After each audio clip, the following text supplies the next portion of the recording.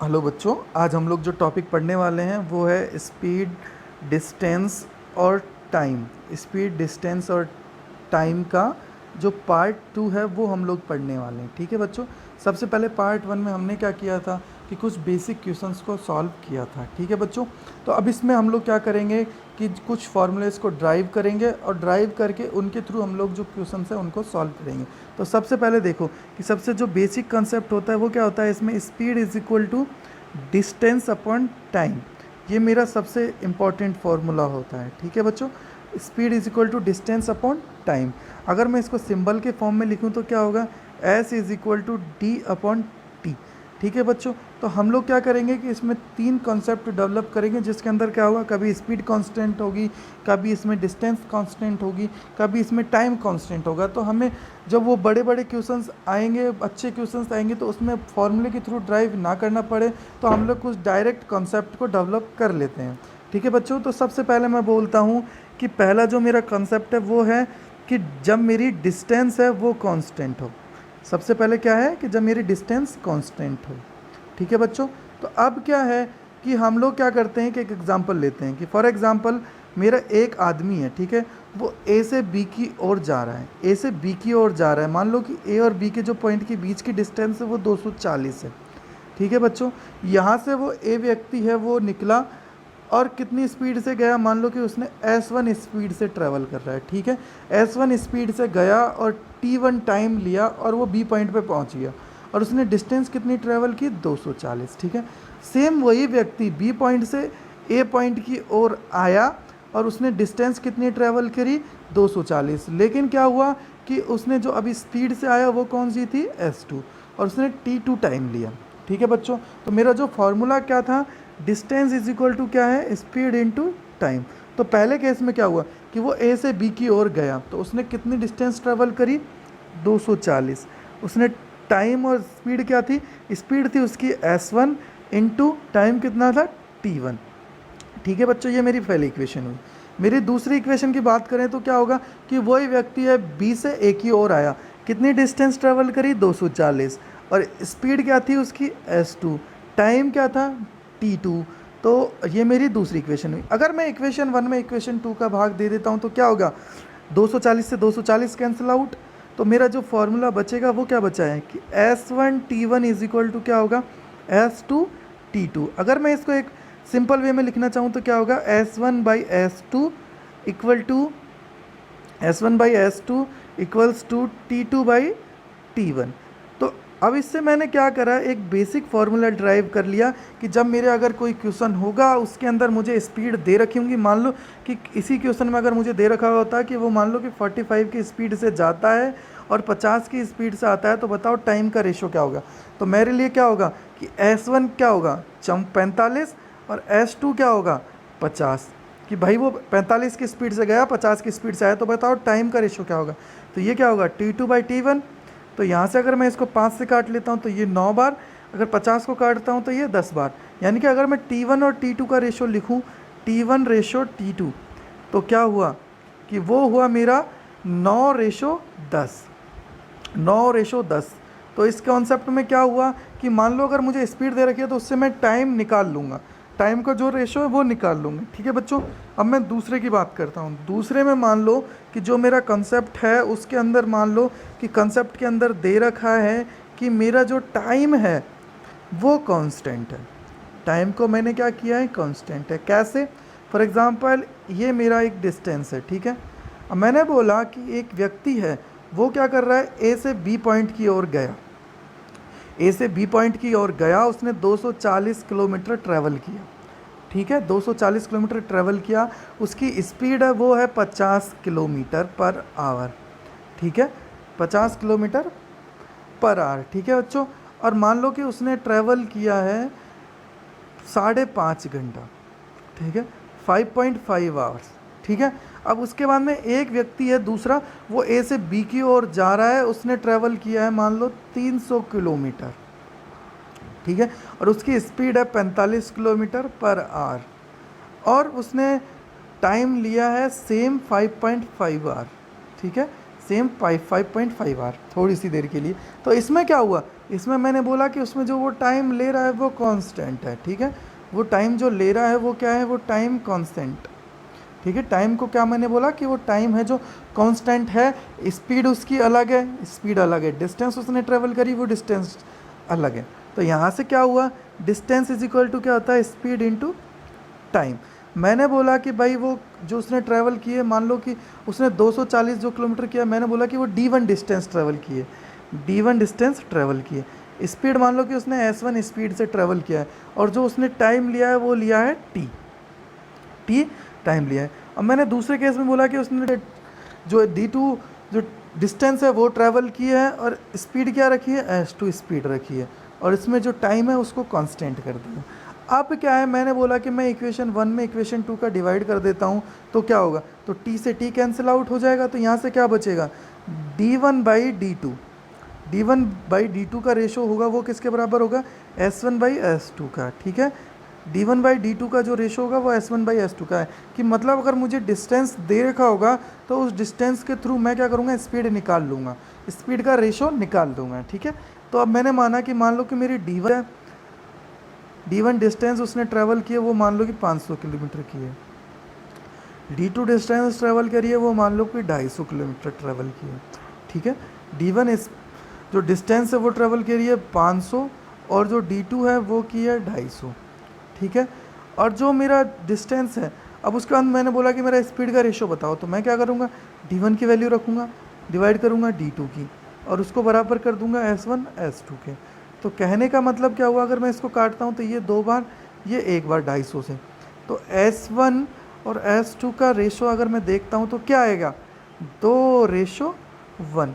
तो इसलिए मैं अगर इसको सॉल्व करता हूँ तो मेरा क्या फ़ायदा हुआ कि अगर मुझे क्वेश्चन के अंदर डिस्टेंस दे रखे या मुझे स्पीड का रेशो दे रखा है, तो उसके थ्रू मैं क्या है, दूसरी सील को इजीली निकाल पाऊंगा, कि डिस्टेंस के थ्रू मैं क्या है, स्पीड को निकाल लूँगा, अगर स्पीड दे रखा है तो उसके थ्रू मैं क्या है, डिस्टेंस को निकाल। बच्चों तीनों की मेरी एक तीसरा और जो कॉन्सेप्ट बचा था वो हम लोग देख लेते हैं। उसमें क्या था, मैंने बोला था कि स्पीड कांस्टेंट हो, अगर स्पीड कांस्टेंट है तो क्या करना होगा।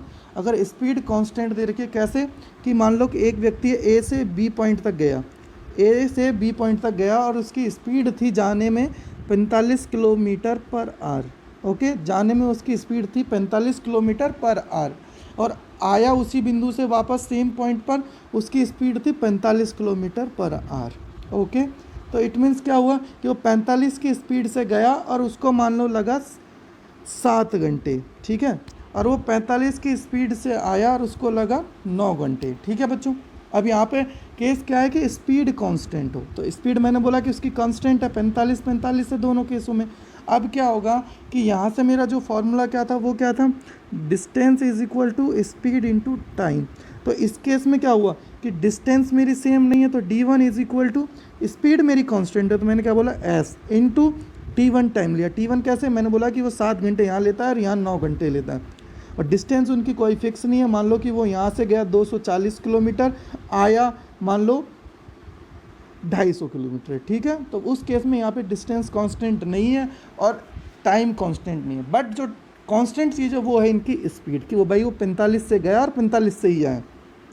तो पहला केस क्या बना कि d1 is equal to s1 into t1, मतलब d1 डिस्टेंस ट्रैवल की और टाइम कितना लिया t1 और स्पीड थी s। अब उसके बाद में d2 डिस्टेंस ट्रैवल की आने में और s उसकी स्पीड थी और t2 टाइम लिया। तो बच्चों अगर मैं इक्वेशन 1 को डिवाइड कर दूँ 2 से, तो यहाँ से क्या होगा, स्पीड से स्पीड कैंसिल आउट हो जाएगा। तो यहाँ से अगर मेरा रेशो क्या बना, d1 और d1 बाई d2, ये क्या बना मेरा t1 बाई t2। हम लोगों को बच्चों टाइम सेव करना है, इसलिए हम लोग डायरेक्ट क्या कर रहे हैं, इनको फार्मूला बेस ना हम लोग फार्मूला याद कर रहे हैं, हम लोग सिर्फ इनको ड्राइव कर रहे हैं, डायरेक्ट इनका कॉन्सेप्ट को आगे यूज़ करेंगे, ठीक है बच्चों। तो अब हम लोगों ने देख लिया कि पहले केस में क्या हुआ था कि जब मेरा डिस्टेंस कांस्टेंट थी, तो वहाँ से मेरा फार्मूला क्या बना था कि जो मेरा s1 है वो बाई s2 का रेशो क्या निकला था, t2 बाई t1। मतलब सिर्फ एक चीज़ हमें याद रखना है, इसमें एक चीज़ हमारे दिमाग में कॉन्सेप्ट आया कि जो रेशो उल्टा होगा वो किस केस में होगा, वो सिर्फ जो डिस्टेंस है उसके केस में होगा। बाकी अगर मेरा टाइम कांस्टेंट है, स्पीड कांस्टेंट है, तो जो मेरा डिस्टेंस का, अगर मेरा टाइम कांस्टेंट है तो जो मेरा डिस्टेंस का रेशो है वही मेरा स्पीड का रेशो होगा, और जो मेरा अगर टाइम कांस्टेंट है तो टाइम कांस्टेंट में क्या होगा, जो मेरा डिस्टेंस का रेशो है वही मेरा स्पीड का रेशो होगा। ठीक है, ये चीज़ याद हो गया। अब हम लोग क्या करते हैं, इसके क्वेश्चंस के थ्रू हम लोग इसको आगे और कॉन्सेप्ट को अपने आप को बूस्ट करते हैं। ठीक है, तो सबसे पहला क्वेश्चन क्या दे रखा है कि एक ट्रेन है, ठीक है, एक ट्रेन अपनी वास्तविक चाल के 9/13 गुना चाल से चलकर गंतव्य स्थान तक 39 घंटे में पहुंचती है। यदि ट्रेन अपनी वास्तविक चाल से चले तो कितना समय बचाएगी। ठीक है, ये तो हिंदी में रहा, इंग्लिश में एक बार पढ़ देता हूँ। A train running at the 9/13 of its own speed reach a place in 39 hours. How much time could be save if the train would run at the its own speed. ठीक है, मतलब उसने बोला है कि एक ट्रेन है वो 9/13 स्पीड से चल रही है और वो अपने स्थान पर 39 घंटों में पहुंचती है। तो बता दो ट्रेन की ओरिजिनल स्पीड से अगर चले तो उसका टाइम क्या होगा। ठीक है, तो बच्चों देखो मैंने अभी बताया था कि यहाँ पे क्या दे रखा है, एक ट्रेन अपने वास्तविक चाल के 9/13 है। तो बच्चों हमें दिमाग में कुछ नहीं लेना, जो चीज़ हमें दे रखी है उसी को सॉल्व करना है। तो यहाँ पे 9/13 दे रखा है। ठीक है, 9/13। तो मैंने क्या बोला कि एक ट्रेन अपने वास्तविक चाल के 9/13, इट मीन्स क्या है कि मान लो कि पहले वो 13 स्पीड से चल रही थी, स्पीड 1 क्या थी 13, लेकिन अब वो क्या कर रही है 9 स्पीड से चल रही है। तो ये क्या हो गई मेरी S2 हो गई। ठीक है बच्चों, तो यहाँ पे पहला रेशो क्या दे रखा है, S1 रेशो S2 क्या दे रखा है कि भाई वो मेरी पहली स्पीड थी वो किससे चल रही थी 13 से, लेकिन अब किससे चल रही है 9 से। ठीक है, अब वो किससे चल रही है 9 से, वो अब चल रही है। ठीक है, 9 से अब वो चल रही है, पहले मेरी 13 स्पीड थी अब वो 9 से चल रही है। बच्चों एक बार उधर से थोड़ा दिख नहीं रहा होगा तो मैं इधर की साइड लिख लेता हूँ कि देखिए यहाँ पे मैं बोल देता हूँ कि मेरी स्पीड है, पहले S1 से S2 का रेशो क्या हुआ, वो पहले 13 से चल रही थी लेकिन अब उसने क्या करा, अपनी स्पीड को 9 से चल रही है। ठीक है, अब उसके बाद में अगली लाइन में क्या बोला है, ट्रेन चलकर गंतव्य स्थान तक 39 घंटे में पहुँचती है। मतलब अब ये हमें क्या दे दिया यहाँ पे टाइम, लेकिन बच्चों हमने तो ऊपर देखा कि हमें तो स्पीड का रेशो दे रखा है, तो हम टाइम का रेशो कैसे निकालेंगे। तो मैंने बताया था आपको टाइम का रेशो क्या होगा, T1 रेशो T2। जब स्पीड, अब यहाँ पे बच्चों कुछ हमें दिखाई नहीं दे रहा है लेकिन उसमें क्या बोला है कि इतना टाइम लग रहा है, इतना चाल से चल रही है। तो इसका मतलब क्या हुआ, डिस्टेंस कांस्टेंट है। डिस्टेंस क्या है, कांस्टेंट है। अगर डिस्टेंस कांस्टेंट है तो बताओ, अब मैंने आपको पहले बताया था उसका मतलब क्या हुआ था कि अगर डिस्टेंस कांस्टेंट है तो डिस्टेंस कांस्टेंट होने के बाद में अगर मुझे टाइम का रेशो निकालना है तो वो क्या होगा कि इसका जो मेरा रेशो है स्पीड का, इसका क्या हो जाएगा, रिवर्स हो जाएगा। कैसे, मैंने आपको बताया था कि अगर डिस्टेंस कांस्टेंट है तो मेरा रेशो क्या बनेगा, S1 रेशो S2 क्या बनेगा, T2/T1। मतलब जो मेरे S1 की वैल्यू है वो तो मेरी T2 की वैल्यू होगी और जो S2 की वैल्यू है वो मेरी T1 की वैल्यू होगी। इसका मतलब क्या हुआ, रिवर्स रेशो हो गया इसमें कि 9/13, मतलब 9 इधर आ गया और 13 इधर चला गया, ये रेशो आ गया। अब कहने का मतलब क्या हुआ कि अगर पहले वो 13 की स्पीड से चल रही थी तो 9 घंटे टाइम ले रही थी, लेकिन आज उसने क्या करा, अपना टाइम 9 स्पीड से चल रही है और टाइम कितना ले रही है 13। तो पहले से अब कितना एक्स्ट्रा टाइम ले रही है कि भाई 4 घंटे ज़्यादा ले रही है। लेकिन अब उसने क्या बोला कि अगर वो 9/13 स्पीड से चलती है तो 39 घंटे में पहुंच जाती है। तो मतलब जो ये 13 की वैल्यू दे रखी है ना यहाँ पे, वो क्या दे रखी है मुझे 39। अगर 13 की वैल्यू 39 दे रखी है तो हम देखेंगे कि ये 13 का कितना गुना है। अगर मैं 13 को मल्टीप्लाई करता हूँ, 13 एकम 13, 13 दूनी 26, 13 × 3 = 39, मतलब कितने गुना पे है, 3 गुना पे। अगर ये 3 गुना पे है तो इधर भी ये 3 गुना होगी। ठीक है, अगर ये 3 गुना होगी, टाइम 9/13 है तो ये 3 गुना होगी, तो मतलब क्या, 9 का 3 गुना 27। अब उसने मुझसे पूछा है कि बताओ कितना समय बचाएगी। अगर वो अपनी पहली स्पीड से चलती 13 से तो अब कितना टाइम बचा लेती, जो मेरा अब 39 लगा है। तो मतलब अगर वो अपनी स्पीड से चलती तो कितना टाइम पे पहुंच जाती 27 में, लेकिन पहुंची कितनी है 39 में। मतलब जो इन दोनों का गैप है वो कितना लग रहा है 12 घंटे। तो क्या हुआ, अगर वो अपनी ओरिजिनल स्पीड से चलती तो आज जो वो 39 घंटे में पहुंची है उसकी जगह वो आज कितने में पहुंच जाती, 27 घंटों में। ठीक है बच्चों, समझ में आया। अब हम लोग आगे बढ़ते हैं अगले क्वेश्चन की ओर। ठीक है, अगले क्वेश्चन में क्या दिया है बच्चों, अगले क्वेश्चन में दिया है कि कोई व्यक्ति 5 किलोमीटर घंटे की रफ्तार से चले तो वह एक खास दूरी 3 घंटे 36 मिनट में तय कर लेता है। 3 घंटे 36 मिनट में तय कर लेता है।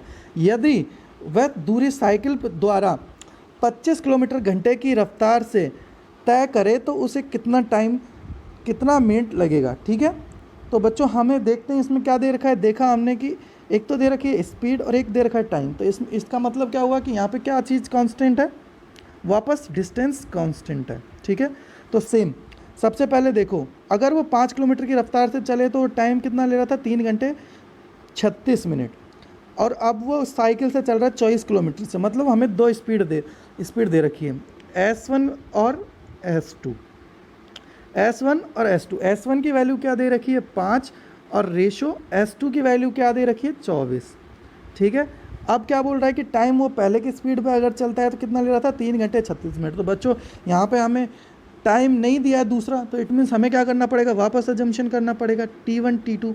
तो मैंने आपको बोला था डिस्टेंस अगर कांस्टेंट है तो स्पीड का जो रेशो है उसका जो रिवर्स है वो टाइम का रेशो होगा। तो यहाँ से मैंने क्या करा, इसको इधर ले आया, इसको उधर ले गया। इट मीन्स कि मैंने यहाँ पे लिखा 24, यहाँ मैंने लिखा 5। ठीक है, यानी कि अगर वो पहले 5 की स्पीड से चल रहा था तो उसे 24 टाइम लग रहा था, और अब वो क्या कर रहा है 24 की स्पीड से चल रहा है तो उसे 5 टाइम लग रहा है। तो अब वो पहले अगर 5 की स्पीड से चल रहा था तो उसे टाइम कितना लग रहा था, 3 घंटे 36 मिनट। 3 घंटे 36 मिनट का मतलब क्या हुआ, अगर उसने मुझे मिनट में आंसर पूछा है तो मुझे मिनट में निकालना पड़ेगा। 3 घंटे में मिनट कितनी होती है, 180 और 36, तो कितना हो गया 216। 216 मिनट ले रहा था पहले, वो 216 मिनट ले रहा था। तो इसका मतलब क्या हुआ, अगर 24 को मैं कितने से गुना करूं कि 216 आ जाए, तो मुझे 9 से गुना करना पड़ेगा। अब वो पूछ रहा है कि बताओ अगर वो 24 किलोमीटर की रफ्तार से चले तो वो कितना मिनट लगेंगी। तो 5 की वैल्यू भी 9 से गुना करना पड़ेगा, तो 9 पंजे 45। ठीक है, तो यहाँ पे मेरा आंसर क्या आ गया, 45 मिनट। 45 मिनट मेरा आंसर आ गया। ठीक है बच्चों, अब नेक्स्ट क्वेश्चन की ओर बढ़ते हैं। नेक्स्ट क्वेश्चन में दे रखा है कि एक व्यक्ति निश्चित गति से एक निश्चित दूरी तय करता है। यदि वह अपनी गति को 25 किलोमीटर, अगर वो अपनी गति को 25 किलोमीटर घंटा कम कर देता है तो वह 12.5 मिनट देर से पहुंचता है। यदि उसकी वास्तविक गति 160 किमी घंटा थी, तो बताओ कि उसके द्वारा तय की गई दूरी क्या है। ठीक है बच्चों, तो यहाँ पे देखो उसने क्या बोला कि वो अपनी स्पीड को कितना कम कर देता है, 25 किलोमीटर कम कर देता है। और उसमें दे क्या रखा है कि उसकी ओरिजिनल स्पीड कितनी है, 160 किमी पर घंटे। मतलब मुझे S1 कितना दे रखा है, अगर मैं देखूँ तो 160।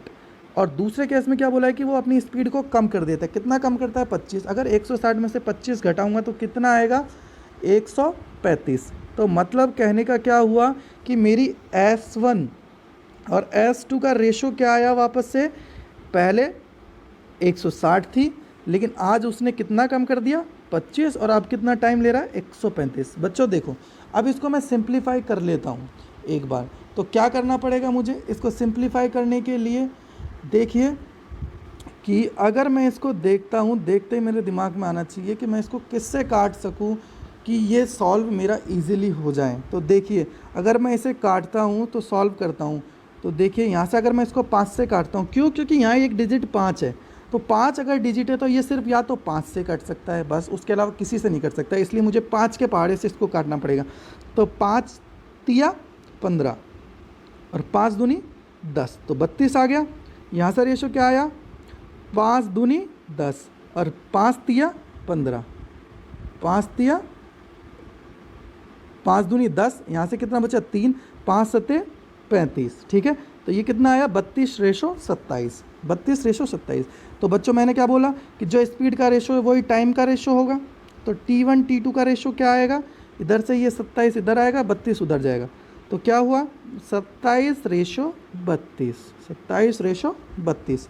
तो बच्चों मेरा टाइम T1 और T2 का रेशो क्या आ चुका है अभी, 27:32, 27:32 आ गया। लेकिन वो बोलता है कि वो 12.5 मिनट देरी से पहुंचता है। तो मतलब क्या हुआ कि पहले अगर वो 32 की स्पीड से चल रहा था तो 27 में पहुंच रहा था, लेकिन अब क्या है 27 की स्पीड से चल रहा था, अब कितने में पहुंच रहा है, 32 में। तो मतलब कितना टाइम ज़्यादा ले रहा है, यहाँ से 5 टाइम ज़्यादा ले रहा है। लेकिन क्वेश्चन में मुझे वो 5 टाइम किसके बराबर दिया है, 12.5 मिनट के।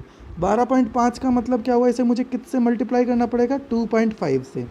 तो 12 को अगर मैं 2.5 से मल्टीप्लाई करता हूँ तो क्या आएगा मेरा 12.5।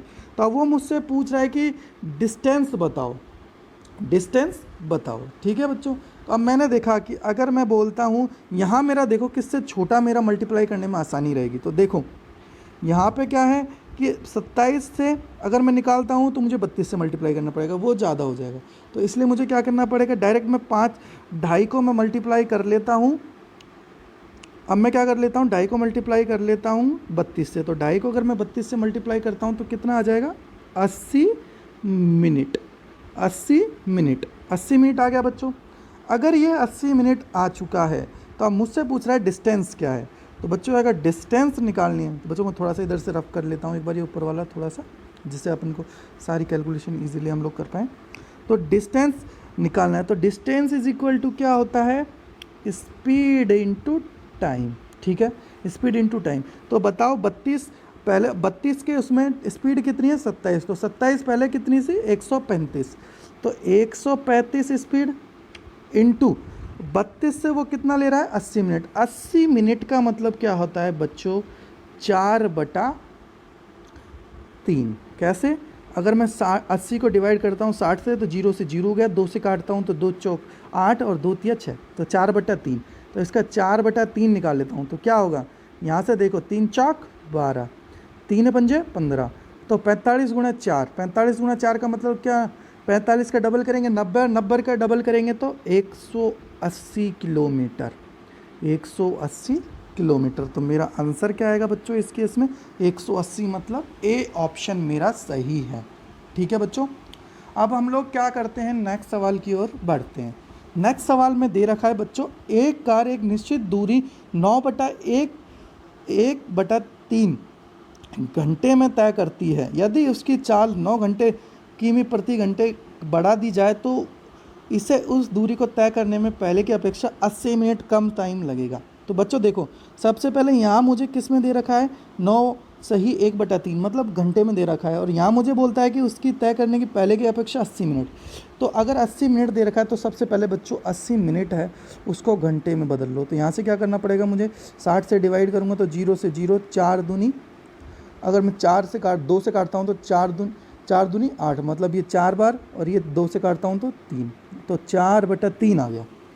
अब उसने क्या बोला, पहले उसको लगता था 9 सही 1/3, तो मतलब इसको अगर मैं सिंप्लीफाई कर देता हूँ तो क्या होगा, 9 तिया 27 और 1 28, तो 28/3 आ गया। अब वो क्या बोल रहा है, पहले उसको 28/3 लगता था लेकिन अब उसको 4/3 लग रहा है। तो बच्चों अगर पहले उसे 28/3 लग रहा था तो अब उसे 4/3 लग रहा है, तो 4/3 लग रहा है, तो इसलिए मुझे क्या करना पड़ेगा, इसमें से 4/3 कम करना पड़ेगा। 4/3 कम करूँगा तो ये क्या आ जाएगा, 24/3। अगर 24/3 आएगा तो 3 से इसको मैं काटूंगा तो कितना आ जाएगा, 8 घंटे आ गया। कि मतलब पहले वो 9 सही 1/3 से चलता था, लेकिन अब उसने अपनी 80 मिनट कम कर ली। 80 मिनट कम होने के बाद में अब उससे टाइम कितना लग रहा है, 8 घंटे। तो यहाँ से बच्चों देखो, सबसे पहले क्या दे रखा है, टाइम का रेशो। अगर टाइम का रेशो की बात करें बच्चों तो यहाँ से क्या आ रहा था, 28/3। तो टाइम की बात करें तो T1 रेशो T2। यहाँ से देखो क्या है, पहला रेशो 28/3, दूसरे की बात करें तो क्या है 8। अगर बच्चों इसको देखते हैं 28 और 8 को देखते हैं, मैं सिंप्लीफाई करता हूँ, 4 से डिवाइड कर देता हूँ, तो 4 दूनी 8 और 4 सत्तू 28, 4 सत्तू 28। तो बच्चों यहाँ पे 3 नीचे आ रहा है, यहाँ पे 3 है, तो एलसीएम ले लेता हूँ, तो यहाँ से 3 से मल्टीप्लाई हो जाएगी। तो मतलब क्या हो जाएगा, ये हो जाएगा मेरा 7/6, 7/6। फिर क्या होगा, 3 एलसीएम आते हैं, 3 से 3 यहाँ मैं वो कर लेता हूँ, 1 नीचे लेते हैं, 3 से 3 कैंसिल हो जाएगा, तो ये सारा का सारा आएगा, तो 7 सही 6। ठीक है, अब यहाँ से क्या T1 और T2 का रेशो क्या है, 7/6, 7/6 आ गया। अब मेरे को क्या निकालना पड़ेगा, यहाँ पे क्या दे रखा है, 9 किलोमीटर कम कर देता है स्पीड को। तो स्पीड की बात है तो यहाँ से T1 T2 रेशो से मुझे क्या निकालना पड़ेगा, स्पीड का रेशो। तो स्पीड का रेशो क्या आएगा, स्पीड का रेशो क्या आएगा बच्चों, मैंने क्या बोला था कि टाइम दे रखा हो तो टाइम का अपोजिट स्पीड आएगा और स्पीड का अपोजिट टाइम। तो यहाँ से 7 6 है, तो यहाँ से इसका रेशो क्या आ जाएगा, 6/7, 6/7। तो मतलब वो कितना बढ़ा देता है, अब उसने कितना बढ़ा दिया, पहले उसका 6 था अब 7 कर दिया, तो मतलब उसने 1 बढ़ाया। 1 की वैल्यू क्या दे रखी है इसके अंदर, 9, तो मतलब उसने 9 बढ़ाया। ठीक है, 9 बढ़ाया। तो अब मुझसे पूछता है कि कार द्वारा तय की गई दूरी ज्ञात करो। तो सबसे पहले मुझे क्या निकालना पड़ेगा, डिस्टेंस। और डिस्टेंस कैसे निकलेगा, स्पीड पहले तो सबसे पहले मुझे क्या करना पड़ेगा, स्पीड निकालना पड़ेगा। तो स्पीड सबसे पहले मैं देखूँ कि मेरा सबसे छोटा कौन सा है, 7 और 6। 7 और 6, तो 7 और 6 निकालने के लिए मुझे क्या करना पड़ेगा, 7 और 6 के लिए तो सबसे पहले मुझे टाइम निकाल लेता हूँ। तो टाइम मैं निकाल लेता हूँ, उसने स्पीड बढ़ा दी, तो स्पीड बढ़ाने से पहले उसका कितना था, 6। तो 6 को अगर 9 से मल्टीप्लाई करता हूँ तो 6 नाम 54, तो मतलब उसको 54 स्पीड थी पहले, ठीक है। तो डिस्टेंस इज इक्वल टू क्या होता है, स्पीड इनटू टाइम। तो स्पीड कितनी है, 54, उसको टाइम कितना लग रहा है, 7। 7 ना लग के उसको लग कितना रहता है एक्चुअली में, 28/3। तो 28/3, तो 3 से अगर मैं काटता हूँ इसको, तो 3 को 54 से काटता हूँ तो 18 × 54, तो 18 बार। अगर मैं 18 को 28 से मल्टीप्लाई करता हूँ तो देखिए, तो 28 को अगर 18 से मल्टीप्लाई करता हूँ तो थोड़ा इसको मैं अगर देखूँ तो इसको मैं थोड़ी देर के लिए 30 के समथिंग मान लेता हूँ, और इसको मैं मान लेता हूँ 18। तो 18 को 30 से मल्टीप्लाई करूँगा तो कितना आएगा, 600 आया, ठीक है। तो इट मीन्स कि मेरा आंसर 448 तो होगा ही नहीं, तो ये तो मेरा कट ही गया। और मैंने इसको बड़ा माना है, तो मेरा 588 भी नहीं हो सकता, ठीक है। अब अगर इसको एग्जैक्ट देखता हूँ तो मैं यहाँ से कितना कम मल्टीप्लाई करता हूँ, तो 18 को 8 से मल्टीप्लाई करता हूँ। 18 को अगर 8 से मल्टीप्लाई करता हूँ तो क्या आएगा, 144। अगर 144 आएगा तो उसका 144 है, तो 144 का यूनिट डिजिट क्या है, 4। तो इट मीन्स मेरा यूनिट डिजिट क्या आएगा, 4। तो 4 से ये क्या आ जाएगा मेरा, 504, ठीक है। अगर एग्जैक्ट मल्टीप्लाई करता हूँ तो 44, तो यहाँ आएगा 4, 14 आगे जाएगा, तो अगर 18 दूनी 36 और 14 500, तो आंसर क्या आएगा मेरा 504। अगर एग्जैक्ट मैं निकालता हूँ तो मेरा आंसर क्या आ गया, बी। अब मेरा लास्ट क्वेश्चन है, इसकी ओर हम लोग बढ़ते हैं। तो लास्ट क्वेश्चन में बोल रहा है, Ramesh travel by bus from city A to B. बोल रहा है कि इसमें कि रमेश है वो ए सिटी से बी सिटी की ओर जाता है, लेकिन वो किस स्पीड से जा रहा है, 44 से, ठीक है, 44 से। अब वो बोलता है कि Suresh travel by taxi from A to B an average speed of 77। तो अब सुरेश है वो भी जा रहा है यहाँ से, सुरेश नाम के एक आदमी है, वो भी ए से बी जा रहा है, वो स्पीड से जा रहा है 77 से, ठीक है। अब वो बोलता है and take 6 hour lesser than time taken by Ramesh. तो मतलब जो ये रमेश था ना, जो 44 की स्पीड से चल रहा था, उससे 6 घंटे कम लेता है। तो बच्चों ये क्या दे रखा है, स्पीड का रेशो। तो सबसे पहले स्पीड का रेशो जो दे रखा है उसको लिख लो। स्पीड का रेशो दे रखा है, क्या दे रखा है, 44/77। भाई 44 से कौन चल रहा था, रमेश। तो मैं S1 स्पीड किसकी है, ये रमेश की, और S2 स्पीड किसकी है, सुरेश की। 44 और 77, और 44 और 77 को देखते हैं, दिमाग में आना चाहिए 11 का मल्टीपल है तो इसको और छोटा कर लेते हैं। तो 11 चौक 44, 11 7 77, ठीक है। 11 चौक 44, 11 7 77, ठीक है। तो 4 और 7। अब क्या निकालना है मुझे, टाइम का रेशो। क्यों, क्योंकि उसने दे रखा है 6 घंटे लेसर ले रखा है। तो टाइम का अगर मैं रेशो निकालता हूँ तो T1 रेशो T2 आएगा, वो क्या आएगा, यहाँ से सेम मैंने बताया था कि स्पीड का अपोजिट, तो 7/4। मतलब पहले अगर वो 4 की, रमेश है वो 4 की स्पीड से चल रहा है तो 7 घंटे ले रहा है, और जो सुरेश अगर 7 की स्पीड से चल रहा है तो 4 घंटे ले रहा है। तो दोनों के बीच का डिफरेंस कितना है, 3 का। और ये जो 3 का डिस्टेंस दे रखा है, वही हमें क्या दे रखा है, जो डिफरेंस दे रखा है 3 का, वही हमें क्या दे रखा है, घंटों में 6। तो 6 का मतलब क्या हुआ, 2 से मल्टीप्लाई हो रहा है। तो कहने का मतलब क्या हुआ, अगर ओरिजिनल निकालते हैं हम लोग तो इसको 2 से मल्टीप्लाई करते हैं तो ये 14 आएगा। कि भाई अगर रमेश चल रहा है 7 घंटे ले रहा था, तो अगर एग्जैक्ट में अगर उसका टाइम लग रहा है वो कितना लग रहा है, 14। और यहाँ वो 4 था, 4 का अगर एग्जैक्ट निकालता हूँ तो 8 घंटे। दोनों का डिफरेंस 14 और 8 का डिफरेंस कितना है, 6। 14 और 8 का डिफरेंस कितना है, 6, ठीक है। लेकिन इसमें पूछा है डिस्टेंस बताओ दोनों सिटियों के बीच में। तो डिस्टेंस अगर मुझे निकालनी है तो मैं देखता हूँ सबसे छोटा मुझे किधर मल्टीप्लाई करना पड़ेगा। तो डिस्टेंस इज इक्वल टू क्या है, स्पीड इंटू टाइम। स्पीड हमें पहले क्या दे रखी थी, 44। 44 से भी निकाल सकते हो, 77 से भी निकाल सकते हो। तो मैंने बोला कि उसकी स्पीड मैं थोड़ी देर के लिए मान लेता हूँ 77 इंटू उसको घंटे कितने लग रहे हैं, 8। क्यों मैंने ऐसा किया कि मैंने ये लिया बच्चों, अगर मैं 44 को 14 से मल्टीप्लाई करूँगा, 44 को अगर 14 से मल्टीप्लाई कर लूँगा तो ये मेरे लिए डिफ़िकल्ट होगा। लेकिन अगर मैं 77 को 8 से करूँगा तो एक सिंगल डिजिट से ही मेरा सॉल्व हो जाएगा और मुझे ज़्यादा प्रॉब्लम नहीं होगी। बच्चों हमेशा वो रेशो लेना है जिससे तुम्हें ईजिली सॉल्व करने में मदद मिले, ठीक है। तो 77 को 8 से मल्टीप्लाई करूँगा तो मेरा क्या आएगा, 616, 616 किलोमीटर। ठीक है, तो उन दोनों सिटियों के बीच की डिस्टेंस क्या है? 616 किलोमीटर। ठीक है बच्चों, अगर आपको ये बच्चों वीडियो अच्छा लगा हो तो इसका शेयर करें। धन्यवाद बच्चों।